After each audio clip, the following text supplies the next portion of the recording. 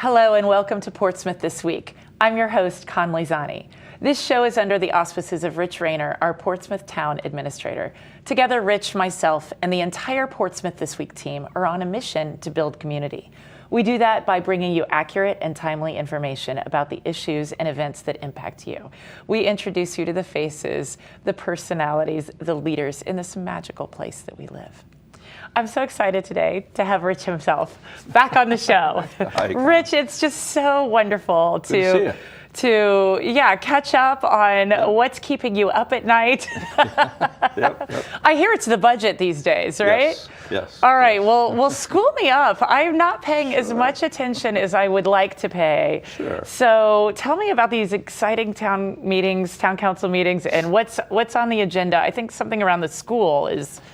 Yeah, so we're going to, obviously, staff-wise, we've been working on the budget since literally the month after the last budget passed. But right. It really goes before the public and gets presented to the council over the next couple months. We will kick off Monday night with a joint town school meeting.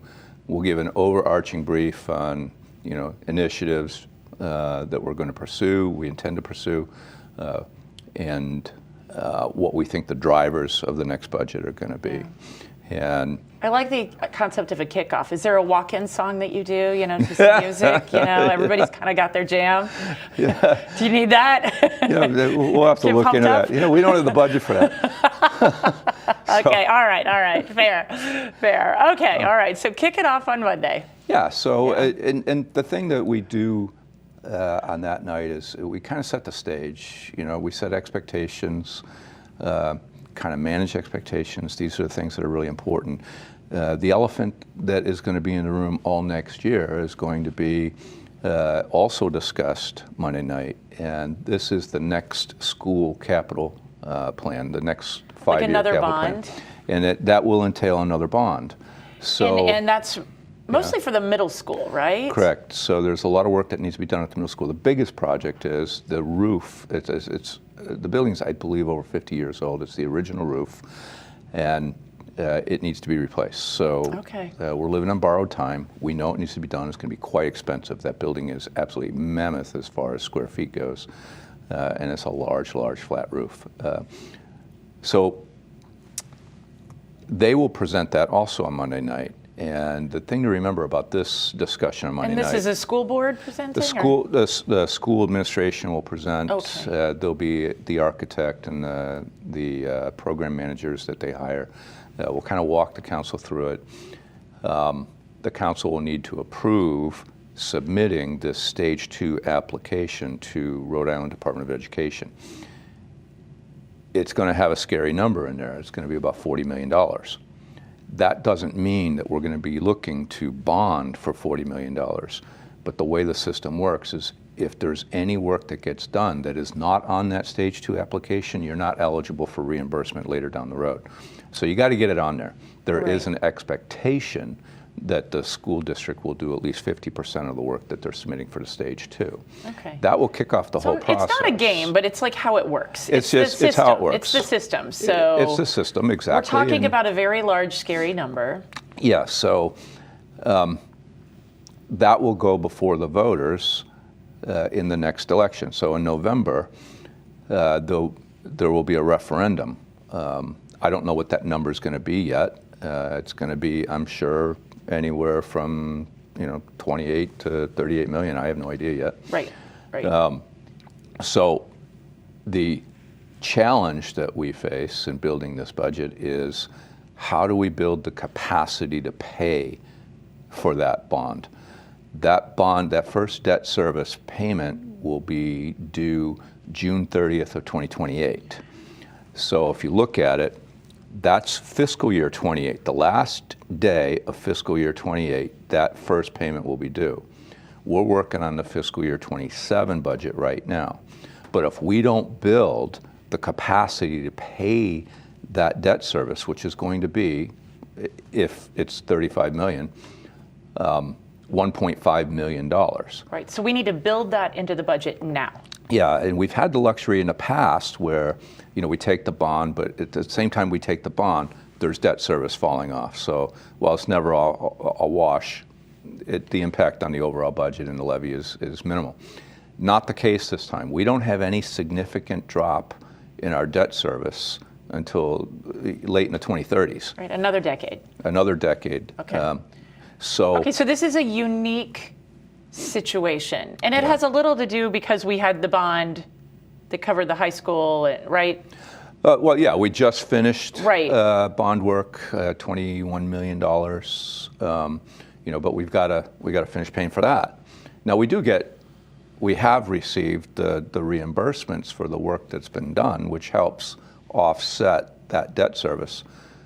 We won't get any reimbursement on this next bond until 3 years out.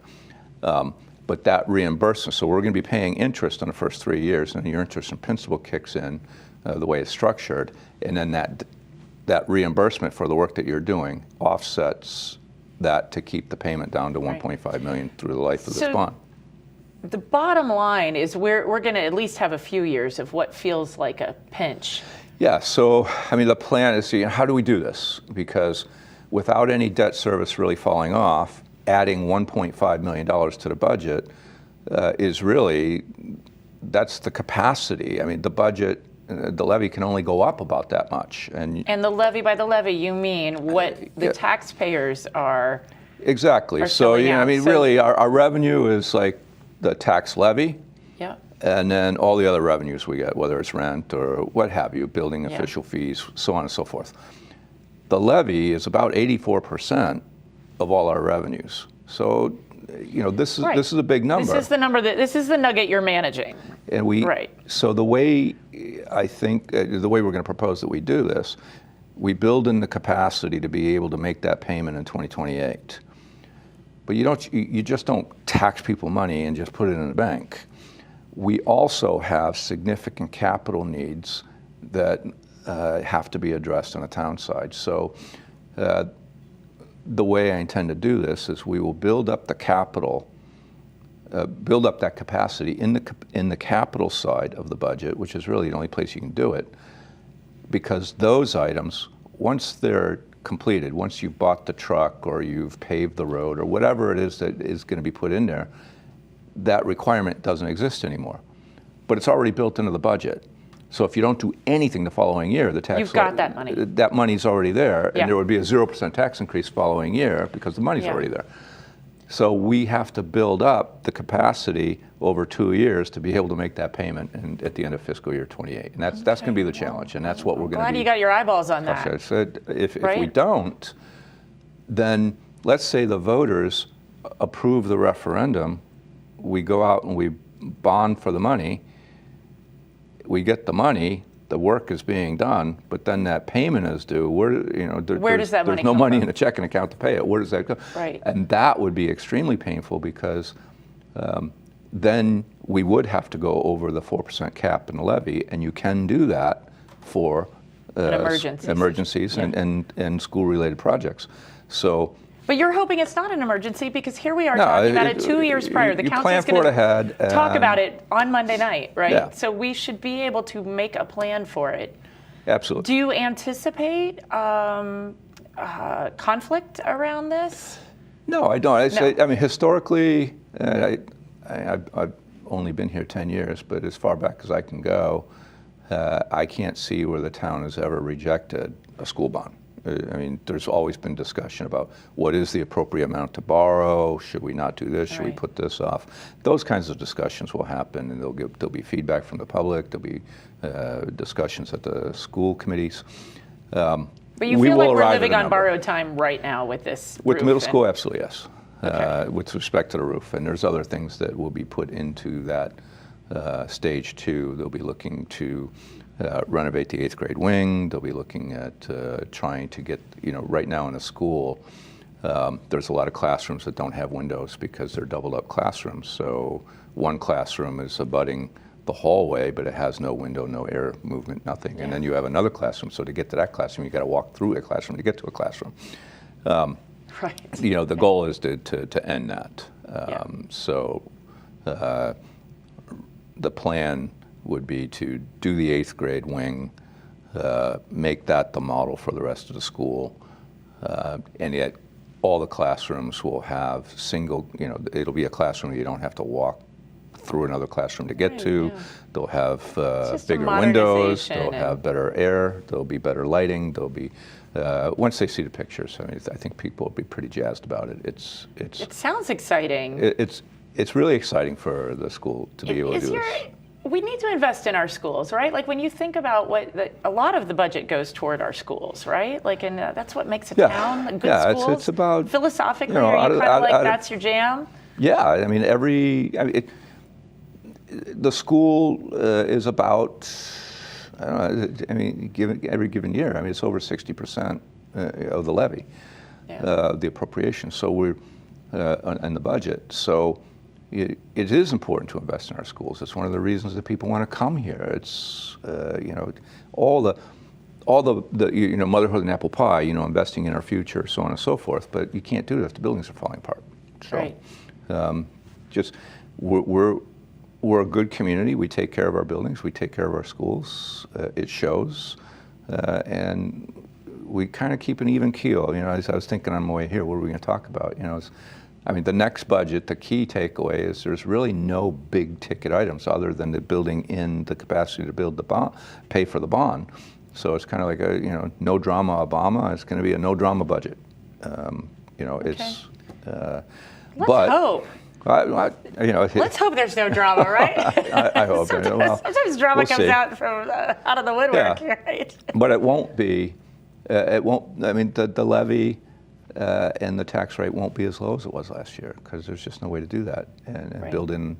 We have to build in $1.5 million into the budget over the next. Do you think that's a hard concept for people to understand? Like sometimes when you get around these budget issues, it is. I think. How do I wrap my brain around that? And it does seem a little complicated and a little bit of a new situation.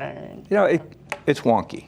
And I mean, how many people really do know what the difference is and what the relationships are between their assessment, the tax rate, the levy rate, how the levy is defined? Don't quiz me. There's a tangible tax rate, there's a commercial tax rate, there used to be a motor vehicle tax rate, there's a residential tax rate, there's, so how does that all play together? And it gets wonky. And at the end of the day, people want to know that they can stay in their house and that they could afford. I don't think anybody's against paying the taxes. They want to make sure that it's being done fairly and it's being done for the right reasons and that they can afford it when a taxman comes due. And I think we take that very serious.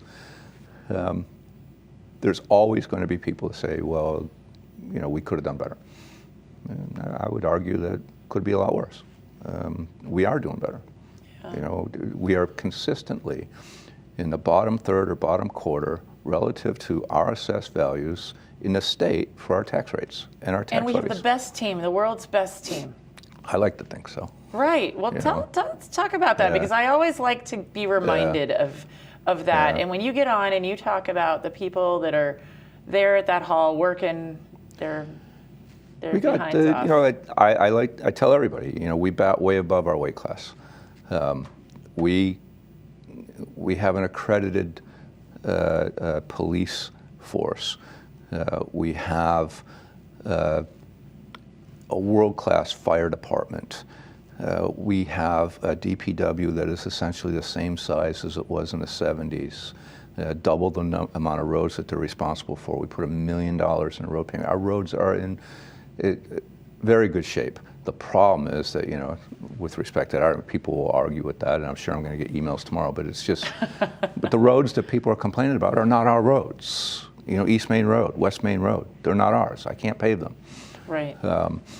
You couldn't fix them if you wanted to. We have a recreation department that has gone from 0 to warp speed, in relative time. I hear they're playing mahjong now. That's exciting. They wow. they got the energy of 10 people, and it's a two-person shop, and they really, really do put a lot of programs on. But the most important thing is, when you think about it, we live in a society now where mom and dad, or dad, depending on how your family is structured, but everybody's working. And what do the kids do now? I grew up when my mom was home every single day until I got to high school. That doesn't exist for a lot of families anymore. So we need, the recreation department has become instrumental in helping people do this because we have the summer programs. Every time the school goes on vacation, we're running a camp for kids so that the parents have some place to take their kids.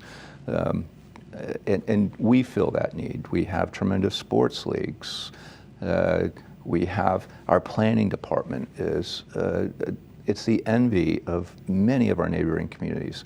And we have a strong partnership with the other departments on Aquidneck Island. So we are talking every single day to, Middletown and Newport. And then we have our mutual aid agreements with all our surrounding communities. So we leverage where we are. You're making me excited that. to live here. But it is it's a great place to live. I remember when I was interviewed, I actually think it was Tom Greed that asked me a question, but it was, why would you want to come here? And I remember I was in a Portsmouth room, and at that time there was a big, giant, old black and white photographs, like 10 feet big. And it was just of Portsmouth. And I was like, boy, I looked over, and I said, look at that map. Who wouldn't want to live here?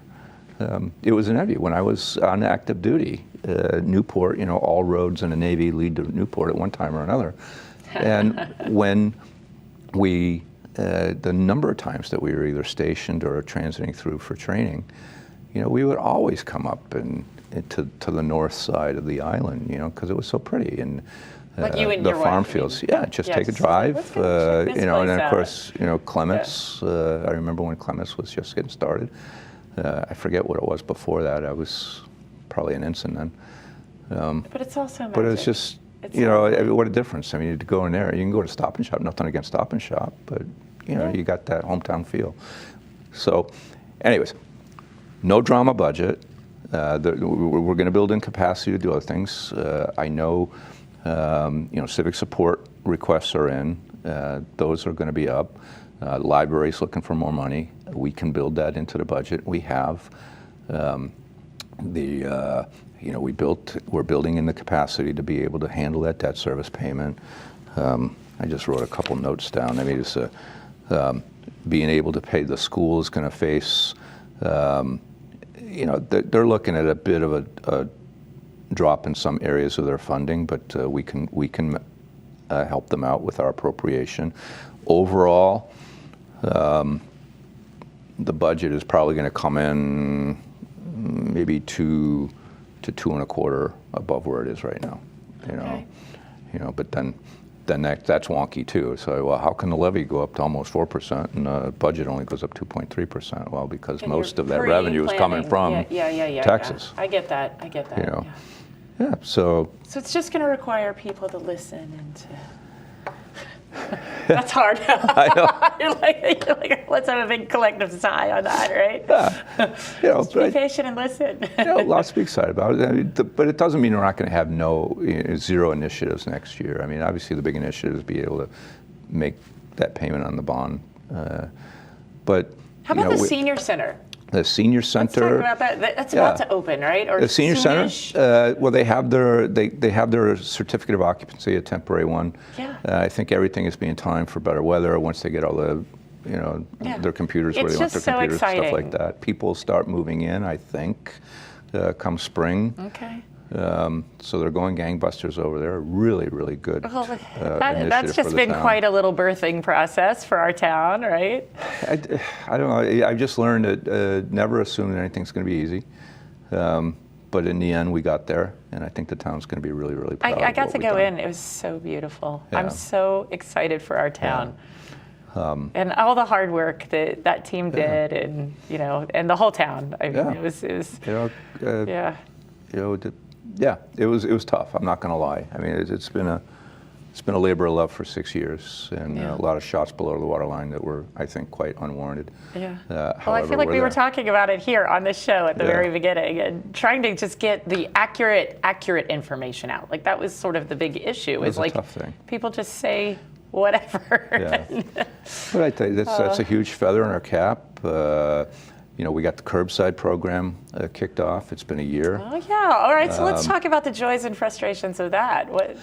Yeah, it's still one of the challenges that we have here is that we do compete against ourselves. So we're operating multiple waste management systems. So we have a transfer station that people, about 2,000 residents sign up for that. We have about 3,200 residents signed up for curbside. Give or take, that's about 1,200 eligible households for either program that aren't signed up for either. So that's the interesting number. You're like, what are those people doing? Yeah, and that's a lot. That's a lot of people. So I don't know what they're doing. I mean, when we worked through this, we felt, in conversation with our consultant, as we studied it, we felt that 500 households was probably a safe number. They're going to find something else to do. They're going to take their trash to work, they own a business, what have you. Mm-hmm. We thought it was a little high, but we thought that's 500 was safe. We never, ever envisioned it was going to be as high as 1,200.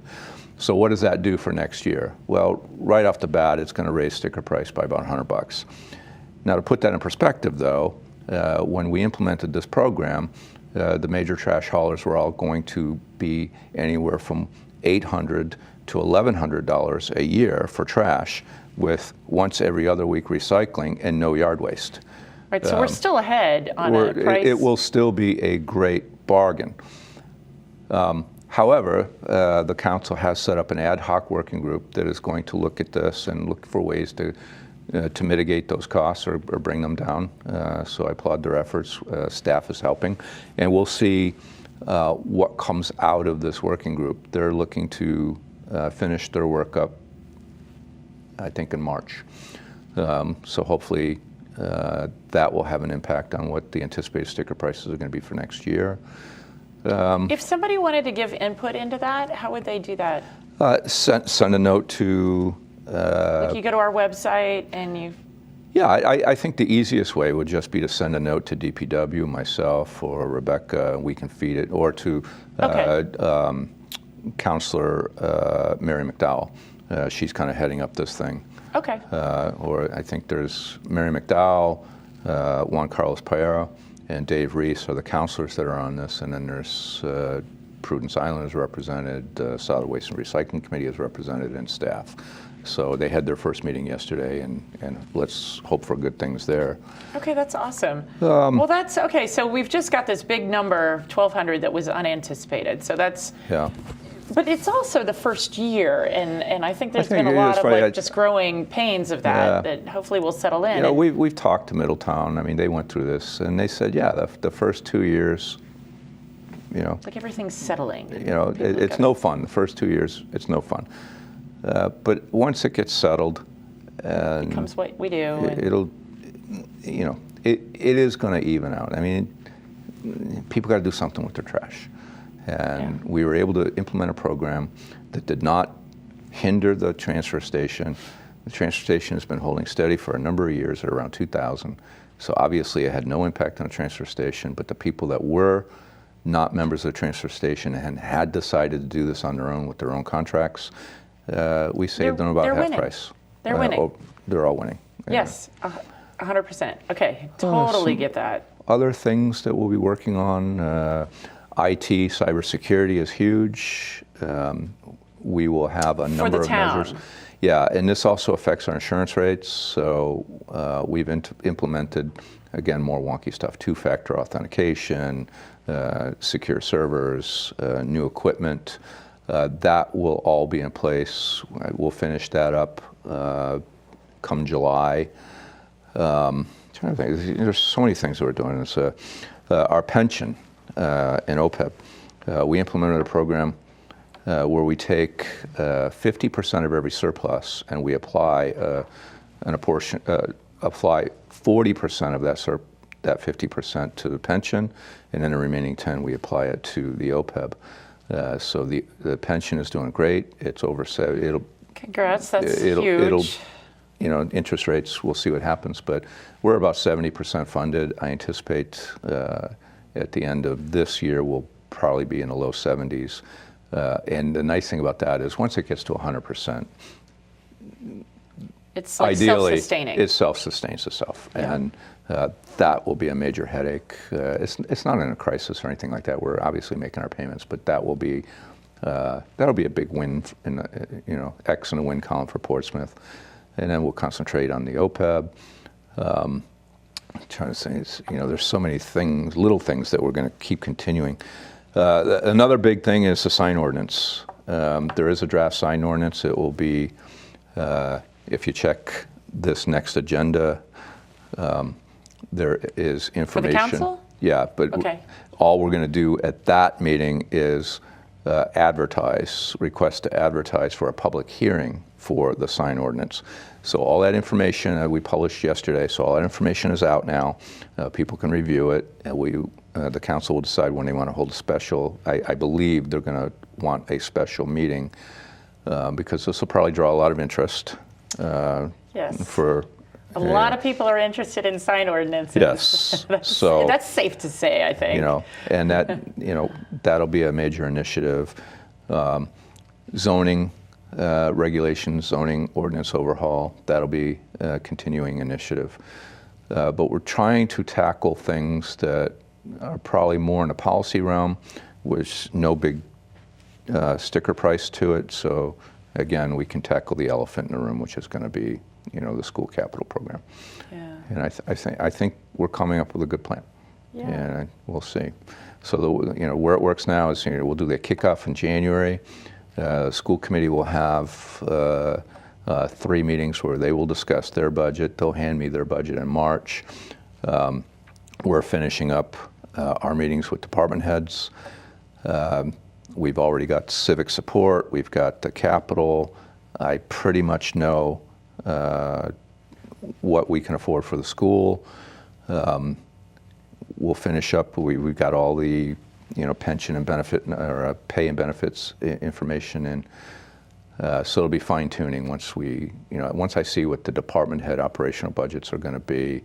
I'll start having, that's when we have to pay Solomon. And it's like, okay, I know that you really want this, and I know this is very important, but not this year. Yeah. So that we can get, the goal is going to be, obviously you have to stay under the cap, but make sure that there's 3 elements to that cap: commercial, tangible, and residential tax. A lot of people just fixate on the residential, and rightfully so. Try to keep that also below the 4%. As much as possible, but oh my God, what you got a lot on your plate. Yeah. But hey, we got 30 seconds left. Tell me how much you love your job. I love the job. I'm going to put it this way. I like the job. I love Portsmouth, and I absolutely love the people that I work with. I've worked with some really, really good councils. I've worked with really good outside school administrations, but the people that I work with day in and day out, those department heads, if I could give them 100% raises tomorrow, I would. Well, that's a great place to end. Yeah. Thank you so much for being on the show again, and we'll have you back soon and hear how it's all going. Perfect. This has been Portsmouth This Week with my guest, Rich Rayner. We'll see you next time.